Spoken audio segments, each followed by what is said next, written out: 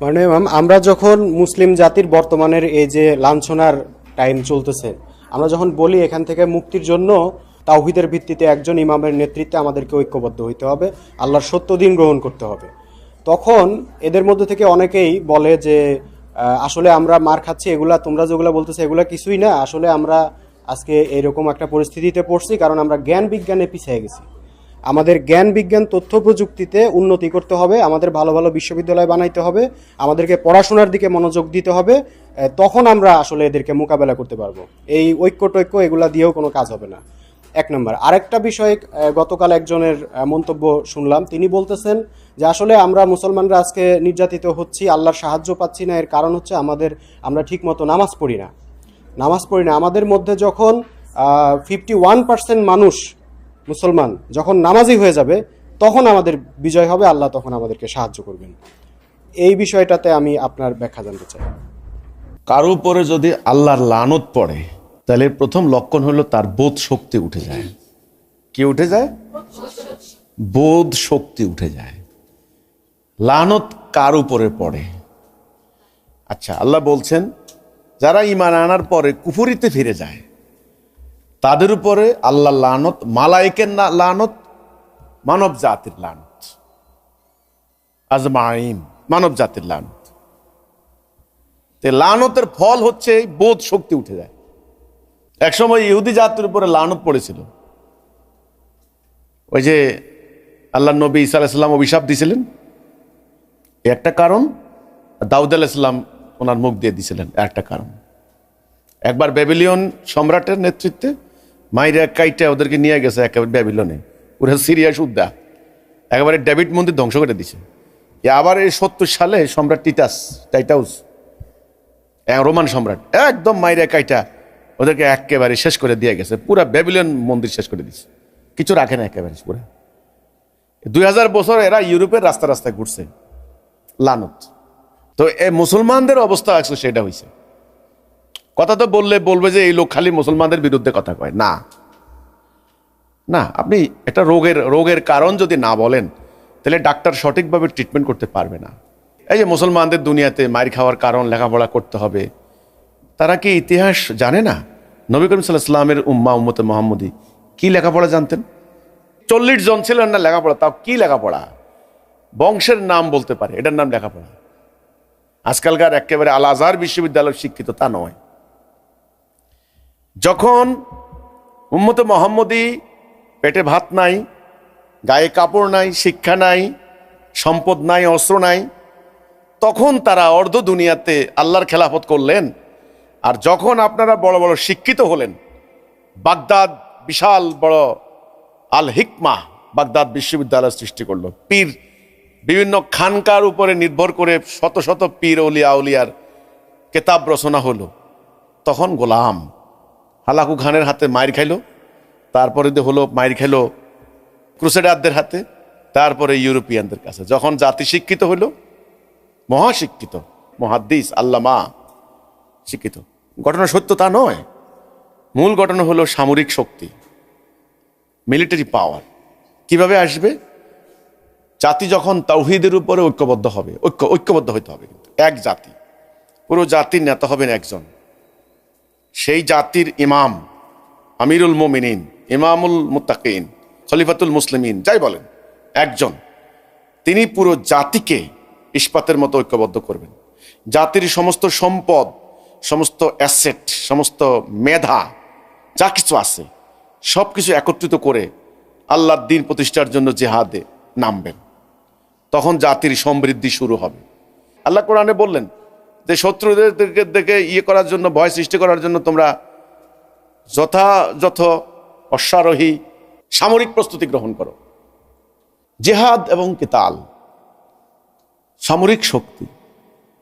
America যদি আজকে সামরিক শক্তি না থাকতো তাহলে আমেরিকার কথাও কেউ শুনতো না। রাশিয়ার সামরিক শক্তির কাছে দুনিয়া আজকে চুপচাপ। আর চীনের সামরিক শক্তি সবাই জানে। আমরা ধরুন আজকে আমেরিকার কোনো সামরিক শক্তি নাই, আমেরিকা ব্যবসা করে, দুনিয়ার বড় ব্যবসায়ী আমেরিকা, কিন্তু কোনো সামরিক শক্তি নাই, কোনো পাত্তা দিত কেউ? আমেরিকা সারা দুনিয়াতে শত শত গ্যারিসন আছে, শত শত মিলিটারি বেজ আছে।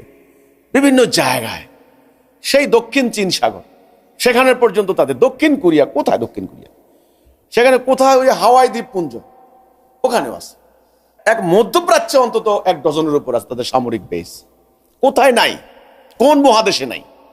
আজকে যদি আমেরিকা যদি হয়তো, আমেরিকান লোকেরা খুব ব্যবসায়ী, ব্যবসা বাণিজ্যে পাক্কা, ওদের অনেক মানে সম্পদ আছে, আভ্যন্তরীণ সম্পদ আছে, কিন্তু কোনো সামরিক নাই, কোনো সামরিক বাহিনী নাই, কোনো মিসাইল নাই, কোনো জঙ্গি বিমান নাই, বা কোনো অ্যাটম বোমা নাই, তাহলে আমেরিকার কথা দুনিয়াতে কেউ শুনতো না।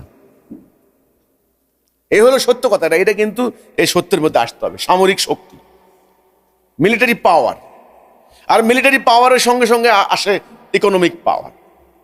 এটা অস্বীকার করছেন কেন? যেটা আল্লাহ কোরআনে বলেছেন, এই জন্য আল্লাহ কেতাল ফরজ করেছেন। এই উম্মতে মুহাম্মদী দুর্ভাগ্যজনকভাবে জেহাদ এবং কেতাল ভুলে গিয়ে তারা এখন বিকল্প রাস্তা ধরেছে। লেখাপড়া করতে হবে, অনেক লেখাপড়া। কত লেখাপড়া করবা? ওরা তোমাদের থেকে 1000 বছর আগে আছে। ওরা আবিষ্কার করে, তোমরা সেই যন্ত্রগুলি ব্যবহারও জানো না। ওরা হলো লিডার, তোমরা হলো ফলোয়ার। নো, আসল জায়গায় আসো। সেই জায়গাটা হলো জাতির ঐক্য এবং জাতির সামরিক শক্তি, মিলিটারি পাওয়ার। এটা করো, তাহলে দুনিয়াতে দেখবা তোমাদের দিকে চোখ তুলে কেউ তাকাবে না। যতক্ষণ সামরিক শক্তি অর্জন করতে না পারবা, ততক্ষণ তোমার শিক্ষিতও হবে না, শিক্ষাও হবে না। এটা জীবনেও তাদের সাথে পারবা না।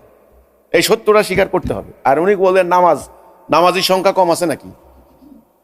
হ্যাঁ, নামাজির সংখ্যা কম আছে না। মসজিদের সংখ্যা কম আছে না।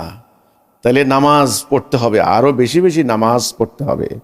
আমরা নামাজ কম পড়ি, 51% যদি নামাজ পড়তে পারি, তবে আমাদের উপর মায়ের কমবে। কোরআনে আল্লাহকে নামাজের কথা বলছেন এখানে, সূরা তওবার 39 নম্বর আয়াত। যদি তোমরা আমার রাস্তা অভিযানে বের না হও, এখানে অভিযানের, সামরিক অভিযানের কথা বলা হয়েছে। অন্য জাতি তোমাদের উপর চাপিয়ে দেবে, এখানে কি নামাজের কথা বলা হয়েছে? যদি তোমরা 51% নামাজ না পড়ো, রোজার কথা বলা হয়েছে? নো।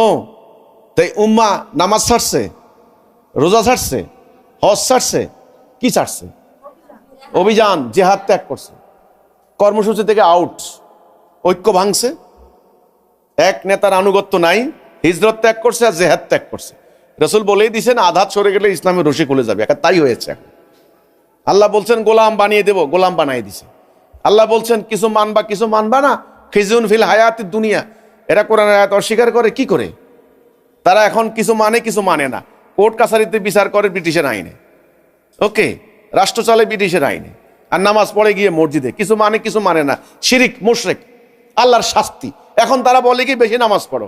আরে ভাই, যদি তুমি ইমান না আনো, ঐক্যবদ্ধ না হও, আল্লাহর রাস্তা জেহাদ না করো, সামরিক শক্তি বৃদ্ধি না করো, যত নামাজ পড়ো মায়ের হাত থেকে বাঁচবা না। এই সত্য কথা। রাসূলুল্লাহ এবং সাহাবীরা এটাই করেছেন, এবং পুরো কোরআন এই সত্য কথাটা বলে।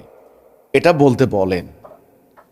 এই হলো কথা। ঐক্যবদ্ধ হয়ে একজন নেতার আন্ডারে আল্লাহর দ্বীন প্রতিষ্ঠার জন্য তারা যখন শপথ নেবে, তখন তাদের সামরিক সক্ষমতা বাড়বে। তখন এটার পিছে পিছে তাদের বিজ্ঞান, জ্ঞান, প্রযুক্তি তাদেরকে ধাওয়া করবে। তারা অর্জন করবে অটোমেটিক্যালি। তারা দুনিয়াতে টপ জাতি হয়ে যাবে। আর না হলে মাইরও কমবে। আপনি লেখাপড়া করবেন কি? আপনার এই যে ফিলিস্তিনে শিক্ষিত কম আছে?